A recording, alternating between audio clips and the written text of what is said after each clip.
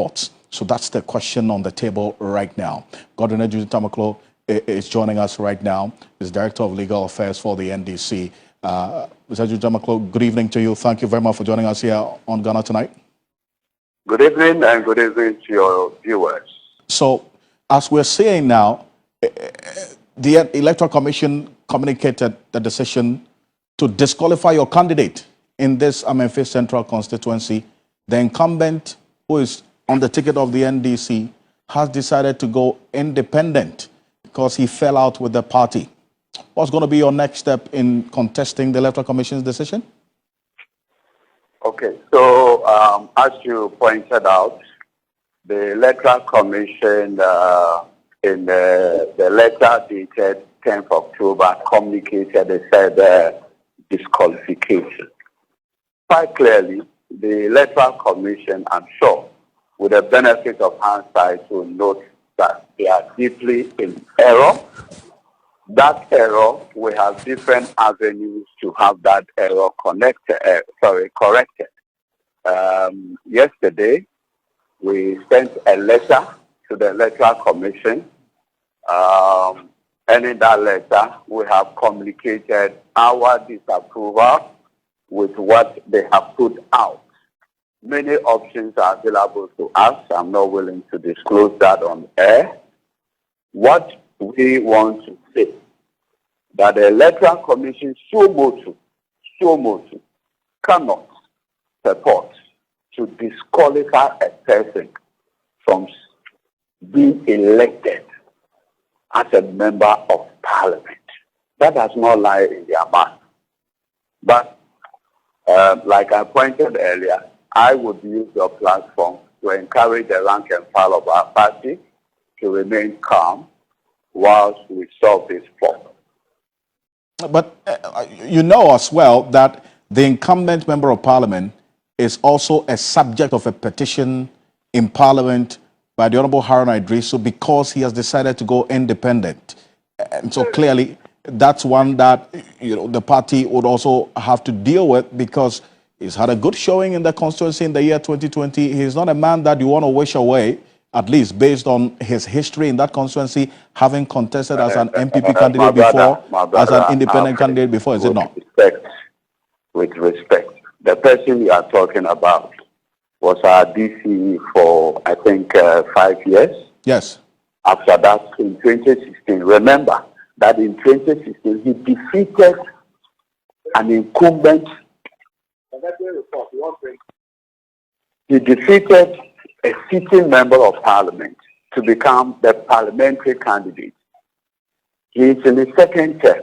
He went through primaries and lost the primaries to Joanna Kujojan, and now started conspiring to frustrate the party's attempt. In fact, he's on video, audio recording, conspiring with the plaintiff that took the party to court.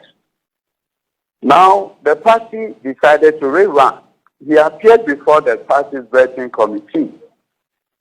The record will show that the signatures that he put on his process were signatures of persons whose signatures were put on the process without their consent, almost like forgery. I see. You understand? And so when he appeared before the vetting committee, and the vetting made up of our vice national chairman, the deputy director leader, deputy national organizer, a member of parliament, a 5-strong member, when they pointed out to him his own nomination process, what has happened on it, the fact that the deputy constituency youth organizer signature was forged without his knowledge. When all this thing was pointed out to him, he opted that if that's the case, he will go through the contest. And the vetting committee report is there, duly signed by the general secretary of the party. And so, the sole person left went through the election. In fact, the election was supervised by the Electoral Commission on the 8th of September. You understand? So I really do not know what the complaint of. And you see, Alfred, when you join a political party, At the core of it is the question of discipline. You cannot join a group of people and say, if my will is not done, then the ship must sink. Right. This thing brings in discipline. It's a different matter altogether. And that's it. As for elections, you can be so confident. May he so rest in peace, Sir John. He's a fair delegate. You can be so confident that you are going to win. And you go in and lose. We have lost the election before. It was painful. But later I went home and with time I recovered. So what is this business? That if I lose an election, an internal primary, then the party must collapse. Who does that? There's a need for discipline. And look, I always tell people that when you join a political party, and the court will tell you, the constitution of a political party is contractual. It's not like our national constitution. It's contractual. You are bound by the terms. Now you can't say that, okay, I've gone into primaries, I have lost. And if I have lost, then the NDC, to hell with it. Why did you subscribe to this membership in the first place? And Alfred, let me tell you this. Let me tell you this. When this matter went to court, from the running mate, the third most powerful position in our party, the political committee, everyone that matters, engaged the sitting MP. I see. He's adamant. And rather behind instigating. If I knew we're going to have this interview, I would have sent you audio recordings of the sitting MP encouraging the plaintiffs to do this to the party. So what do you want to achieve? You have been our DC. After that, you became our MP for 8 solid years. Why has the seat been willed to you forever? No. Well, Council, appreciate you. As you indicated, you're going to contest this because the fundamental issue is whether the Electoral Commission even did the right thing in going ahead to disqualify your candidate. Watch the space. I thank you very much. We'll watch this space indeed. Godwin Edujita-Maklo is Director of Legal Affairs for the NDC, joining us there. We'll watch how things play out in this particular space and how things are going to go. But the next significant legal development, the National Democratic Congress, the parliamentary candidate for the Amenfi Central constituency, Joanna Jan Kojo, has been disqualified by the Electoral Commission for contesting in the upcoming 2024 parliamentary election. Now, this decision comes following that order for interlocutory injunction issued by the High Court in Secondary. We're going to get into the timelines. Dennis Pobere-Wedam is going to be joining me shortly. But the Electoral Commission issued a statement, which we have a copy of today, communicating the decision to disqualify this candidate for the Amenfi Central constituency. And bear in mind, this constituency, the sitting member of parliament is one of 4 MPs that the Honorable Haruna Idrisu has petitioned the Speaker to declare that seat vacant because the incumbent MP has decided to go independent because of some issues that he says he wasn't too happy about during the second primaries. That's a rerun of the primaries of the NDC in that Amenfi Central constituency. And we're going to run through the details of the Electoral Commission statement communicating the disqualification of Joanna Kojo and why this has been questioned by a number of lawyers, whether the Electoral Commission really did the right thing in communicating this disqualification. This is the statement from the Electoral Commission. We've got a copy of it. Says the Commission's attention has been drawn to an order for interlocutory injunction dated 31st of May 2024 in respect of a suit entitled Jedu Frimpong and 4 others versus Joanna Jan Kojo. That's the elected parliamentary candidate of the NDC in the Amenfi Central constituency. The NDC was also joined in this suit, plus the Electoral Commission, by the High Court in Secondary. The order states as follows. 1, it is ordered that until the final determination of the matter, the affected parties are restrained as follows. The defendant, that is Joanna Kojo, the parliamentary candidate of the NDC in Amenfi Central, as a respondent, is restrained from holding herself out as a duly elected NDC candidate for the Amenfi Central constituency. The second and third defendants, that's the Electoral Commission, the NDC, their agents and officers, for holding out, allowing the first defendant from the respondent to be held out, dealt with in any way, recognized or afforded any rights or privileges as duly elected NDC parliamentary candidate. And also, it concludes this statement, the said order has neither been stayed nor vacated. Hence, the commission is bound by saying, in this regard, they are writing to inform the candidate that she cannot hold herself, or she has been disqualified from standing as a candidate for election to parliament in the Amenfi Central constituency. So this is the letter that the Electoral Commission wrote to Joanna Kojo, who is the parliamentary candidate, elected parliamentary candidate for the NDC in this Amenfi Central constituency. And this constituency, although it's a win for the NDC, they've won it since this constituency was created, all throughout the period till the year 2020.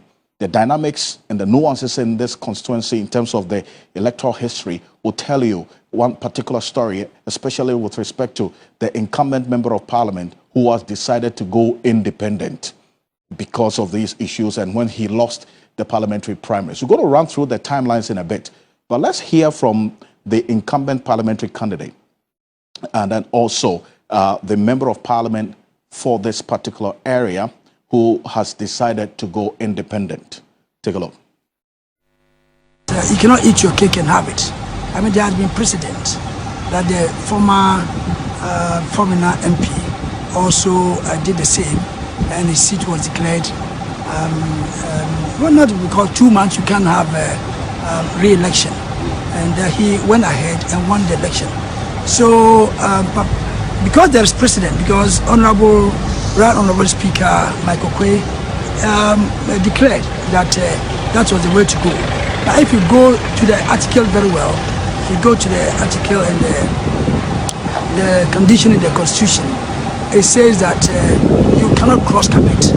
I mean, if you are an NDC, you cannot tomorrow get up and say that you are an MPP. And I believe that that is why they put that clause there, to avoid that. Because before, when that clause was not there, if you are NDC, the next day you could walk to the other side and then come back. So prevent that, they put this clause. I believe, I'm not a lawyer, I'm an engineer, and that if you are independent, you cannot change your situation in parliament there, that you are independent, now you want to become an NDC or an MPP. I believe that is the reason why that clause was put there, because now I have not declared that I've left the party. I'm only declaring my intention that in the next parliament, I want to be an independent. And so if somebody is also an NDC or an MPP now, and he wants to go independent, he's not saying that he's leaving MPP. He's saying that in the next parliament, he doesn't want to go with MPP again. I believe that's how I understand it. So you are ready for the consequences if the seat is declared vacant? Oh, of course. If you take any action, there should be a reaction. So you must be ready for it. What is it? Because if you say you are going independent and the speaker rules that your seat is vacant, what can you do? You cannot challenge the law because there has been precedent already. I know there has been precedent, but sometimes in court, judges make mistakes. So that's Peter Yao-Kwachakwa. He is the incumbent member of parliament for the Amenfi Central constituency. Decided to go independent. This actually is on the ticket of the NDC. Decided to go independent. He has a very interesting history in that Amenfi Central constituency. You want to stay with me and follow us closely because I'll tell you about it. But there are some timelines to what's happening in this Amenfi Central constituency that has gotten us to this point where the Electoral Commission has declared that Joanna Kojo, the parliamentary candidate-elect for the NDC in the Amenfi Central constituency, has been disqualified. What are those timelines, Dennis? Well, so we go back to 2023, May 13 to be specific, where the NDC held its first primary election in the Amenfi Central constituency. And in that election, the outcome was as follows. Joan Jan Kojo came out with 756 votes.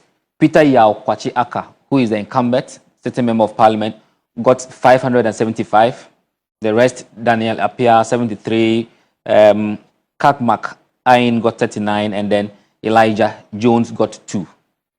Fast forward to June the same year, 2023, 5 applicants, including one Jedu Frimpong, and then others decided to sue Juan Kujo. They sued the NDC and the Electoral Commission as respondents in that particular action.